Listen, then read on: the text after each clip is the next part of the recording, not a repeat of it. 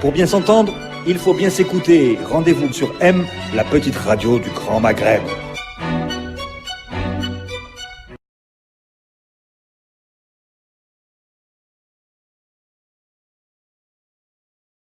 Bah tiens, puisqu'on en parle, forum social, tu veux dire, Abed, pour revenir là-dessus, tu veux dire que l'Algérie a exporté ses problèmes en Tunisie? Oui, et non, ce qu'on note d'abord, c'est que les autorités algériennes ont eu un comportement vis-à-vis du Forum social mondial dans la bonne vieille tradition des Baltaguia. On est dans un pays qui ne sait pas ce que c'est que l'intermondialisme, comment réfléchissent ces gens-là, comment ils s'organisent, comment ils agissent. C'est un monde totalement nouveau auquel la bureaucratie sécuritaire de type malgue de l'Algérie n'est pas adaptée du tout. Donc, je suis effrayé par ce décalage. Moi, je ne suis pas d'accord lorsqu'on dit que le fait que l'Algérie n'était pas unie en Tunisie, elle n'est pas obligée de l'être. On peut aller en représentant plusieurs partis, plusieurs tendances. C'est vrai qu'il y a eu des Baltaguia, ça c'est incontestable, mais il y a des Algériens altermondialistes, il y a des Algériens de gauche. Personne n'est parfait, je suis d'accord, mais il y a quand même des Algériens de gauche et des altermondialistes qui sont partis là-bas. Les anti-gaz de schiste ont essayé eux aussi de faire entendre leur voix, et il y a eu, comme tu le dis, ces Baltaguia qui sont partis investir des réunions, casser des mouvements, et c'est eux qui ont été effectivement envoyés par le pouvoir qui, il y a 2 ans, ne pouvait pas accéder à ce forum social mondial de Tunis. Oui, il y a eu un changement de logiciel par rapport à cet événement colossal qui est le forum social mondial. Il faut quand même... On a un commentateur attitré sur Maghreb émergent, tu dois le connaître, c'est Truc, qui a dit ce forum, c'est du khorté. Comme tous les forums, il ne savait pas que le forum social mondial, le G8 lui consacre une partie de son budget pour le suivre, pour savoir ce que font les altermondialistes, anticiper leurs coups. Il a changé toute la cartographie des réunions du G8 dans le monde, et il a déboulé dans les réunions de l'OMC, il a obligé le commerce mondial de prendre en compte l'altermondialisme. C'est un phénomène social mondial, puissant, qui ne propose pas une alternative complète au capitalisme, mais qui tente déjà de l'adoucir, et c'est déjà beaucoup. Et donc, ne serait que de ce point de vue-là, la gauche est utile, mon ami Khaled. Et donc, les Algériens n'avaient pas de démarche vis-à-vis de ce forum. Il s'est tenu à Tunis il y a 2 ans. Et ils ont été pris de court. À la dernière minute, ils ont stoppé des bus de vrais altermondialistes algériens qui partaient là-bas, une vingtaine d'associations qui partaient en caravane, et ils les ont bloqués à la frontière. Cette fois, ils ont changé de logiciel. Ils ont dit, bon, voilà, on va inonder la place. Et ils ont inondé la place dans le style, effectivement, on est d'accord avec Abed, dans le vieux style de FLN, de l'article 120. Donc, on envoie des casseurs, on envoie des perturbateurs, et on gâche le débat. C'est un très très mauvais point pour l'Algérie, et ça situe le niveau de la production politique algérienne au bout de 15 années de Bouteflika. Moi, ce que je regrette, c'est qu'on est à Maghreb émergent, c'est que le Maghreb ne soit pas uni là-bas au Forum social mondial de Tunis. Il y a eu énormément de tensions algéro-marocaines entre les 2 délégations. Il y a eu des thématiques qui ont été proposées qui ne parlaient pas du tout de Maghreb uni. Et voilà, le Maghreb a encore, à mon avis, raté une chance de montrer son union à Tunis. Il a montré sa désunion. C'est pas le lieu. Le Forum social mondial, c'est autre chose. C'est un lieu où s'exposent des idées supposées être nouvelles, supposées être alternatives. C'est souvent de nouvelles générations. Ce sont des logiciels totalement différents de ce qui existait jusque-là. Essentiellement, ces idées n'aboutissent pas. C'est souvent porté par des générations, par des gens qui sont relativement jeunes. Et donc, il y a beaucoup de bonne volonté, mais ce que je veux dire, c'est que surtout, c'est pas le terrain. C'est pas là que les Maghrébins devraient être unis ou pas unis. Ça n'a aucune importance. C'est un endroit où on apprend à débattre, où les gens prennent de la densité politique, où ils découvrent le monde, où ils découvrent ce qui se passe ailleurs, des expériences qui ont lieu ailleurs. Et voilà, c'est ça qu'on rate. Que les Algériens ratent parce qu'ils y vont, dans une autre démarche. C'est ça qui est désolant. Donc il y a eu des Algériens qui ne savent pas ce qu'est un forum social mondial. En fait, c'est ça. Ils ne savent pas ce que c'est. Un bureaucrate du ministère de l'Intérieur, il ne sait pas ce que c'est. Qui aurait pu représenter l'Algérie, ce forum social? Non, personne. Les Algériens sont représentés.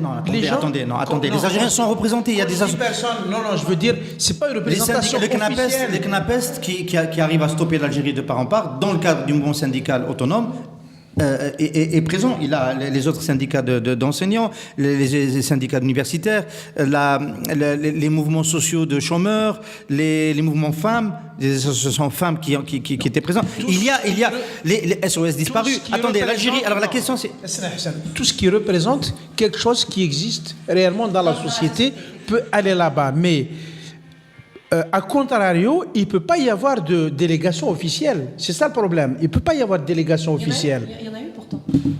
C'est ça le problème. En fait, c'est le problème d'Algérie. En fait, il peut y avoir des délégations officielles parce qu'il faut préciser qu'en marge du Forum social mondial, il y avait un forum parlementaire. Donc des parlementaires de tous les pays du monde. Et pour vous donner une idée aussi sur les députés algériens qui ne sont pas unis, c'est qu'il devait y avoir une délégation parlementaire algérienne qui représente plusieurs partis. Plusieurs partis politiques, notamment le FFS et le FLN, ont refusé de déléguer certains membres. Ils voulaient tous y aller. Donc il y a eu sur place plusieurs délégations parlementaires algériennes. Celle officielle, représentant la PN, le FFS est parti tout seul, le FLN est parti tout seul, donc ça donne aussi une idée. Mais c'est ça le problème, exporter le problème algérien. C'est ça, le Forum social a été un théâtre. C'est la façon dont... Enfin, les débats qui ont lieu en Algérie, ils existent, autour, notamment en ce moment de l'exploitation du gaz de schiste. On est fidèle à notre représentation. Non, le problème n'est pas là. Le problème, c'est que chaque camp est supposé aller chercher des arguments, des alliés dans ce qui se passe dans le monde, chez ce que proposent les autres acteurs des débats publics dans le monde. Et sur ce terrain-là, on peut supposer qu'à Tunis, dans un forum social mondial, les partisans, notamment les partisans du gaz, ceux qui sont hostiles au gaz de schiste, étaient plutôt en terrain conquis. Et donc, il y a eu une démarche de vouloir casser ces arguments-là par des méthodes déplorables qui ont été affichées. L'autre enjeu, de mon point de vue, qui a été également maltraité, c'est cet enjeu du Sahara occidental. On a considéré qu'il y avait une propagande, Khaled nous dira jusqu'à quel point elle est vraie, pro-marocaine sur le Sahara occidental. Là aussi, peut-être qu'il aurait fallu répondre par des arguments, les arguments classiques de la légalité internationale, des résolutions onusiennes, etc., et du droit des peuples à disposer d'eux-mêmes, plutôt que d'aller casser, perturber des forums qui parlent du Sahara occidental, de sa marocanité ou pas. Et donc, encore une fois, on s'est présenté au monde avec une pauvreté et une désolante sur le plan de l'argumentaire politique. Une indigence en termes seulement. De débat, mais en fait, il faudrait peut-être revenir à des choses qui sont beaucoup plus simples. Il n'y a pas de débat politique en Algérie, donc ces questions comme le gaz de schiste, toutes les questions politiques et de société sont évacuées. Il n'y a pas de débat. Quand les gens qui sont vraiment convaincus de la nécessité du débat trouvent des opportunités comme le Forum social mondial, ils y vont. Mais les autres, ceux qui interdisent le débat en Algérie, pensent qu'ils peuvent l'interdire aussi en Tunisie. C'est ce qui s'est passé. Et c'est d'autant plus gênant que la Tunisie est dans une situation délicate vis-à-vis de l'Algérie. Ils ont plus ou moins besoin de l'Algérie, d'un appui politique, économique, etc. Est-ce qu'ils ferment les yeux? Enfin, voilà, c'est toute cette conjoncture qui fait que c'était vraiment ce qu'il ne fallait pas faire. On a été vite rattrapé par... D'autant que... Alors là on est en 2015. On a une histoire avec ces... Alors là, c'est sur un tout autre terrain. C'est sur un tout autre terrain et on peut, parce qu'il peut avoir des conséquences. Hein. Ça a quand même été un vrai impair. En 2004, il faut se souvenir qu'il y a eu un très grand froid entre l'Algérie et la Tunisie à l'occasion de la CAN. Très grand froid parce que les supporters algériens se sont conduits comme des baltaguias en Tunisie, après l'élimination en quart de finale par le Maroc, à Sousse, et la police de Ben Ali. À ce moment-là, les Algériens ont tâté de ce que était la police de Ben Ali, le système policier tunisien. Il y a eu des dizaines de blessés graves, il y a eu des gens qui ont été incarcérés pendant plusieurs jours, on ne savait pas où ils étaient, etc. Et je me rappelle qu'Ahmed Yahya, qui était Premier ministre, qui avait été interpellé par les journalistes, avait dit « Qu'est-ce que vous voulez que nous fassions ? Vous n'allez pas me demander quand même d'attaquer la Tunisie ». Il avait utilisé cette expression-là. Bon, voilà. Donc il y a aussi un côté les Algériens se conduisent un petit peu en terrain conquis, en Tunisie, en dehors, parce qu'ils ne l'auraient pas fait ailleurs. Oui. Non, juste, il y a aussi un petit rappel à faire peut-être pour dire à quel point le décalage est devenu pour nous un handicap. Les ministres de l'Intérieur de l'ère Bouteflika, il faut se rappeler qui c'est. Yazid Zerhouni, Dahoult Qabliya. C'est des gens du MALG. Et vous avez le MALG contre Snowden, le Forum social mondial, le monde qui est en train d'émerger. C'est un décalage de 2 siècles. Je vois que le MALG est la bête noire de Abed Chalab. Il n'y a pas de... Non, alors... il y a MALG et MALG. Il y a le MALG à son époque, dans une guerre, c'est une chose. Le MALG aujourd'hui, c'est autre chose. Et donc, moi, ce qui m'effraie, c'est ce décalage.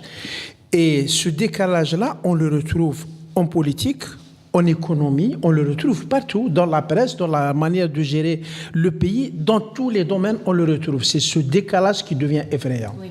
Tu as parlé tout à l'heure de l'Algérie et du Maroc et de ces tensions, et peut-être qu'on peut revenir vers toi, encore une fois, Khaled, par rapport à ces tensions. Est-ce que c'est plus palpable que... Oui, les organisateurs, moi j'ai reçu il n'y a pas longtemps une députée algérienne qui a participé au forum parlementaire de Porto Alegre, de Tunis, du forum social mondial de Tunis, et qui avait dit que en fait un forum social mondial, son objectif initial, c'est de parler aussi des peuples opprimés, de ceux qui sont colonisés, de ceux qui subissent les pressions et les tortures. Et donc la question du Sahara occidental a été notamment évoquée. Mais il faut dire aussi qu'il y avait beaucoup de délégués marocains envoyés au forum de Tunis et qui ont fait du bon travail de leur côté. Ça veut dire qu'il y avait beaucoup de pression médiatique pour que la question du Sahara occidental ne soit pas évoquée. Mais malheureusement, les Baltaguiya algériens, c'est pas ça qui les a dérangés. Ça veut dire que pour eux, la chose la plus importante n'était pas de parler de la question des peuples opprimés, c'était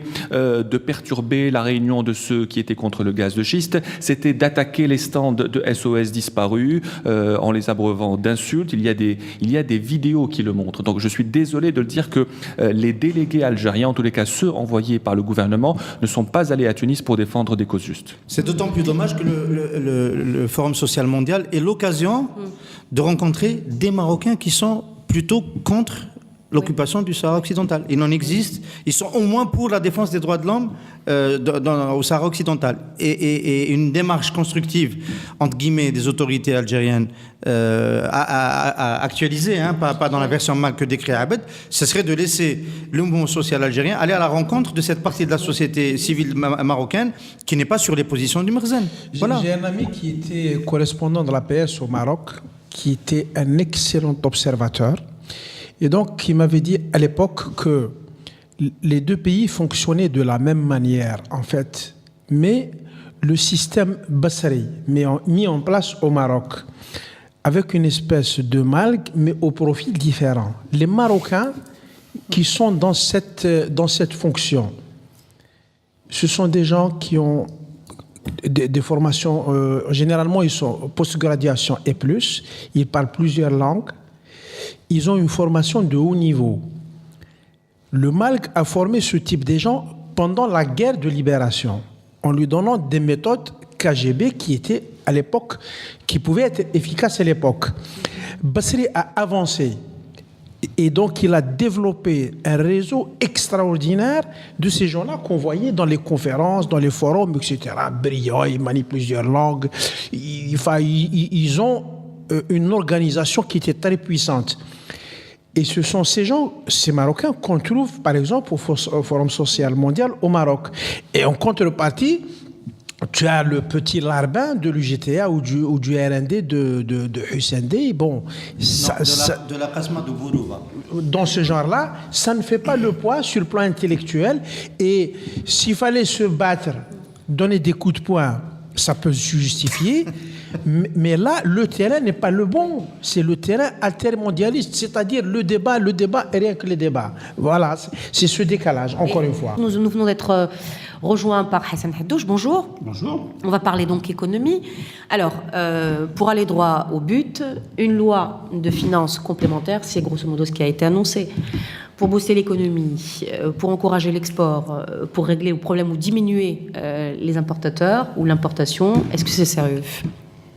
Moi, je pense, la loi de finances complémentaire, à mon avis, elle n'est pas destinée à booster l'économie. En fait, elle cherche à rattraper une bêtise qu'on a fait l'année dernière. Enfin, c'est pas une bêtise, c'est un décalage, disons, qu'il y a eu dans l'élaboration de la loi de finances l'année dernière. L'année dernière, la loi de finances, elle a été élaborée en fait au cours de l'été.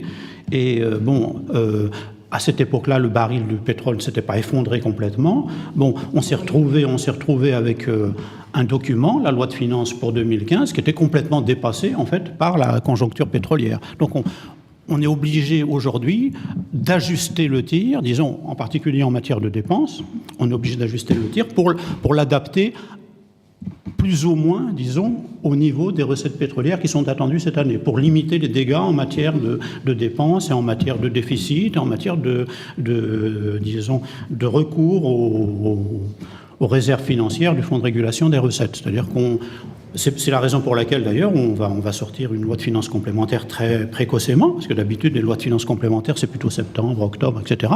Là, on est obligé de le faire très tôt cette année, parce que le document, la loi de finances initiale 2015 est complètement dépassée par la conjoncture pétrolière. La loi de finances 2015, elle est basée sur c'est un certain nombre d'économistes le disent, mais même le document officiel, c'est-à-dire le dit, c'est un baril de pétrole à $100. Bon, aujourd'hui, on n'est pas du tout dans un baril de pétrole à $100, donc Abed. Non, il a utilisé le mot bêtise, ça va beaucoup revenir. La loi de finances complémentaire, c'est l'institutionnalisation de la bêtise. Qu'on fasse une loi de finances complémentaire une fois, parce qu'il y a un changement de conjoncture, parce qu'il y a des données qu'on n'a pas maîtrisées, ça peut aller, une fois sur 10 ans, 15 ans. Mais que la loi de finances complémentaire devienne la règle, ça veut dire que la loi de finances n'a plus de sens. N'a plus de sens. Elle ne va rien rattraper. Elle va essayer d'adapter ce qui a été fait par rapport à de la paperasse qui n'a aucune importance. C'est tout. Ça n'a plus de sens. C'est vrai que je pense qu'Abed a raison sur un point important, c'est qu'on a pris l'habitude d'intégrer dans les lois de finances complémentaires, disons, des règlements économiques. Et ça, alors ça ne devrait pas être le cas. Ce sont des dispositions qui relèvent des ministères, que ce soit du ministère des Finances, de la Banque d'Algérie, du ministère des Commerces, etc. Et d'un vote spécifique. Rappelons-les d'un vote spécifique dans des conditions très strictes. On peut ajouter d'une démarche. La loi de finances 2015 a été élaborée durant l'été 2014. Mais que les débats, l'adoption finale, la signature sont intervenus beaucoup plus tard. Et donc le mouvement était là, mais bon, on a laissé faire. C'était de laisser. Voilà. Finalement, cette loi de finances, c'est cet instrument qu'on dénonce depuis tout le temps. Cet instrument qui permet de rajouter de l'argent et de dépenser davantage et par lequel les dérives arrivent finalement. C'est cet instrument qui est dénoncé aujourd'hui. Ce qui se faisait auparavant, parce qu'il y a eu plusieurs LFC, c'est devenu la règle, c'est qu'on partait avec un scénario de base pour la loi de finances de la fin de l'année qui était prudentiel. Et puis, au début du semestre suivant, du trimestre suivant, on se rendait compte qu'en fait, on pouvait dépenser plus parce qu'on avait engrangé plus de revenus et on faisait une loi de finances complémentaire pour élargir les enveloppes. C'était plutôt ça la logique. Aujourd'hui, on fait l'inverse. On fait une loi de finances pour rattraper, s'aligner, s'ajuster à un niveau de dépenses réaliste par rapport aux revenus. Et en fait, le vrai débat aujourd'hui, c'est, au-delà du formalisme de la LFC, c'est qu'est-ce qu'on va mettre dans cette LFC ? Comment on va raboter les dépenses ? Alors ça, c'est un vrai débat. Comment on va raboter les dépenses ? Est-ce qu'on va se contenter juste de reporter des projets qu'on avait prévu de faire en 2015, ce qui ne va pas permettre de répondre à la question ? Ou est-ce qu'on va s'attaquer au fond du problème ? Le fond du problème, ce sont les subventions, les transferts sociaux tels qu'ils sont construits aujourd'hui, 26 milliards de dollars. Est-ce que le gouvernement a la possibilité de le faire ou pas ? Il y a d'autres mesures, par exemple, M. Benachnou sur le plateau de Radio M ici même, ancien ministre des Finances du président Bouteflika, et père, on était ensemble, Hassan, père du fonds de régulation, avait dit il faut que le fonds de régulation ne soit plus touché autrement que par un vote et qu'il soit sanctuarisé sur le plan de la Constitution. C'est-à-dire qu'on ne peut pas recourir à ce fonds comme on veut, comme ça s'est fait jusqu'à maintenant, pour éviter qu'il y ait des dérives dans l'utilisation, dans le rattrapage, quand on est dans ce type de difficultés. Oui, mais là, on peut se demander s'il n'est pas déjà trop tard pour ça. Bon, déjà, on est, disons, les gens du ministère des Finances, en général, ils considèrent qu'il y a des marges de manœuvre parce que c'est vrai que dans la loi de finances initiale, en général, on inscrit des dépenses et on ne consomme pas tout. Alors, on ne consomme pas tout, il faut relativiser. Disons, dans les dernières années, on consomme toutes les dépenses de fonctionnement. On consomme les dépenses de fonctionnement inscrites au-delà de 90%. Il y a même une année, on les a dépassées. Je crois que c'était 93 ou 92, on a dépassé les 100%. Pour les dépenses fonctionnement. Pour les dépenses d'équipement, c'est beaucoup plus faible. C'est-à-dire que les dépenses d'équipement sont consommées à peu près c'est ce que disent les lois de règlement budgétaire, sont consommées autour de 60%. Donc il y a toujours une marge de manœuvre qui permet, disons, d'ajuster un petit peu les dépenses et les recettes. Bon, mais c'est pas suffisant. C'est un mensonge qui était institutionnalisé. On disait qu'on va investir 100 et en réalité on va investir 60 et on savait à l'avance que les moyens dont on dispose, les entreprises, le fonctionnement de l'économie ne permet d'investir que 60. Donc on se ment et on reste dans des excédents budgétaires qui étaient totalement inutiles, fictifs, et qui permettaient de faire de dérégler l'économie. Mais la question qu'a posée Hussein, en fait, je pense qu'elle est centrale. Quoi mettre dans cette loi de finances? Alors, il y a trois choses. Il faut vouloir changer les choses. La volonté n'existe pas. C'est des vœux. On peut d'accord avec toi. On peut en discuter. Pas de perspective. J'ai dit trois choses. On peut en discuter. Il faut vouloir. Ensuite, il faut savoir ce qu'il faut faire. On ne le sait pas. On a vu que Amara Ben Younes veut rétablir les licences d'importation. Donc, revenir, il vaut mieux ramener Brahid Abdeslam, c'est l'original, je le préfère. C'est conforme aux lois de la Et ensuite, quand on aura voulu et su ce qu'il faut faire, il faudra avoir le management nécessaire pour le réaliser, l'expertise. Et ça n'existe plus dans les administrations. Donc moi, je suis tranquille. Rien ne se fera. Non, d'accord, mais je pense, à mon avis, il faut quand même séparer les deux aspects. Je dis, il y a l'aspect financier et puis l'aspect réglementaire. L'intrusion du réglementaire dans les lois de finances, c'est une espèce d'hérésie. Mais si on se place du point de vue des dépenses uniquement, moi je parlais tout à l'heure de marge de manœuvre, les marges de manœuvre n'existent plus aujourd'hui. Avec le baril au niveau où il est, les marges de manœuvre qu'on avait autrefois n'existent plus. Même la démarche dont parle Benachnou, il y a beaucoup de gens qui disent qu'elle n'a plus aucun sens aujourd'hui parce que en fait on arrive à une situation dans laquelle le fonds de régulation, les réserves financières risquent d'être consommées à peu près, disons, en 2 ans. Donc on a un peu. Bon, en gros, dans les dépenses, il y a quoi? C'est vrai, là, c'est vrai qu'il faut une volonté politique. Dans les dépenses, il y a trois blocs d'importance à peu près égales. Il y a 40% à peu près de salaire. Il y a 30% de subventions et il y a 30% de dépenses d'équipement aujourd'hui pour l'État. Bon, les 40% de salaire, on ne peut pas les toucher. Bon, on peut pas réduire les salaires des fonctionnaires, c'est pas possible. Il y a même un phénomène d'augmentation automatique des dépenses de salaire à cause de l'ancienneté, à cause des choses. On ne peut pas toucher les dépenses. Elles augmentent. Même si on n'augmente pas les salaires des gens, de toute façon, la masse salariale augmente automatiquement. Même si on bloque les recrutements, voilà, ça peut pas. Bon, la marge de manœuvre, elle est aussi éventuellement sur les subventions. Là, les subventions. Le débat, il est sur la table depuis longtemps. Bon, tous les ministres nous disent souvent, en aparté, ils disent que ça pourrait être possible, il faut y penser dans les années à venir, mais je suis persuadé qu'il y a un veto du président de la République dans ce domaine-là. Il n'est pas question. C'est exclu. Il reste que les biens d'équipement. Il reste que les dépenses autour de cette table, on a dit que l'agenda du président Bouteflika exclut qu'on touche aux subventions. Absolument. Donc, absolument, on évacue. C'est clair dans le discours des responsables politiques, c'est clair de la majorité, c'est clair dans le discours des ministres, c'est clair dans le discours des responsables économiques qui sont... Bon, donc ça ne prépare pas de restrictions. Ça ne prépare pas des restrictions de ce point de vue. En fait, les seules marges de manœuvre qu'on conserve, etc., c'est les dépenses d'équipement. Donc on va, disons, réduire les dépenses. On va réduire les dépenses d'équipement. Alors, ça pourra avoir un effet, ça va avoir un effet sur les importations.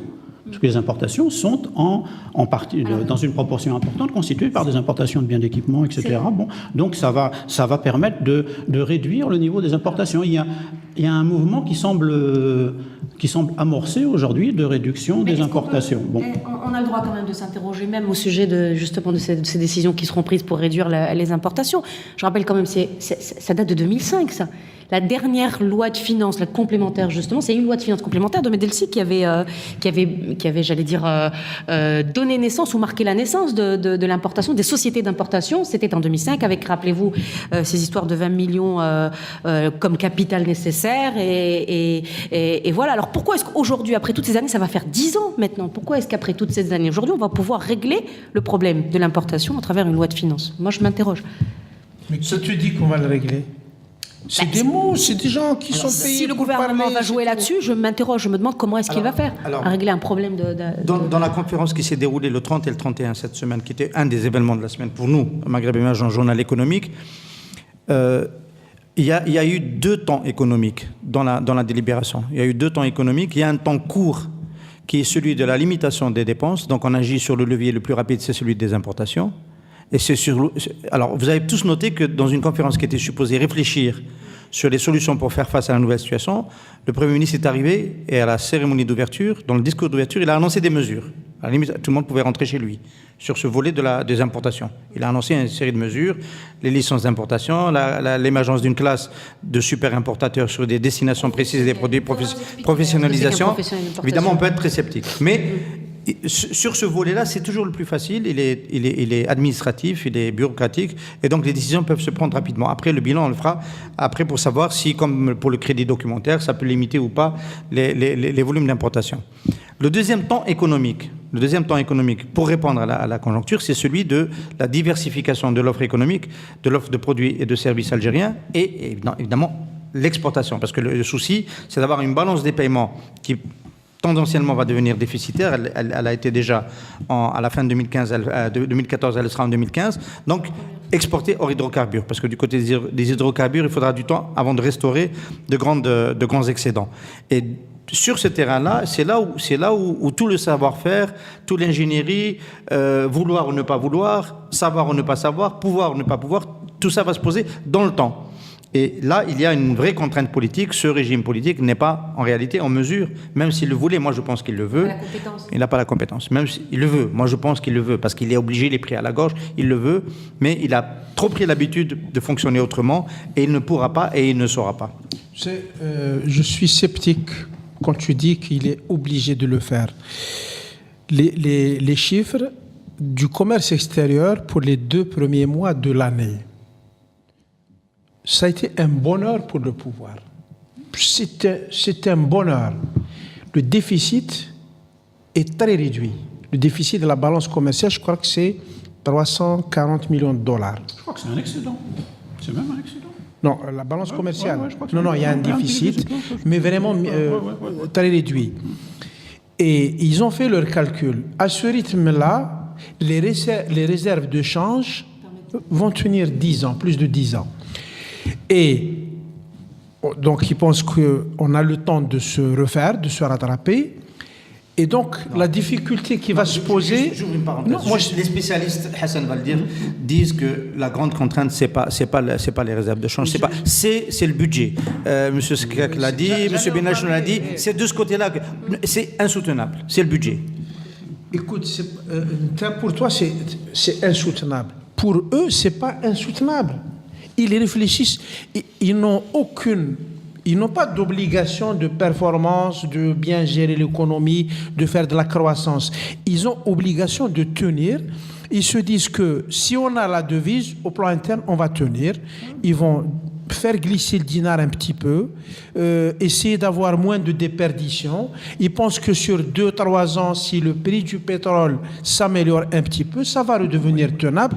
Moi, je te dis, c'est une information que je te donne. Ils ont failli faire la fête quand ils ont eu ces chiffres. Oui, il y a de quoi. Voilà. Il y a de quoi, parce que là, on a en janvier-février, on a en gros 4 milliards de dollars, pas en gros, juste 4 milliards de dollars d'importation par mois. Ça fait 12% de moins que l'année dernière, donc c'est beaucoup. Et en rythme annuel, ça fait 48 milliards. Bon, l'année dernière, on était à 60 milliards.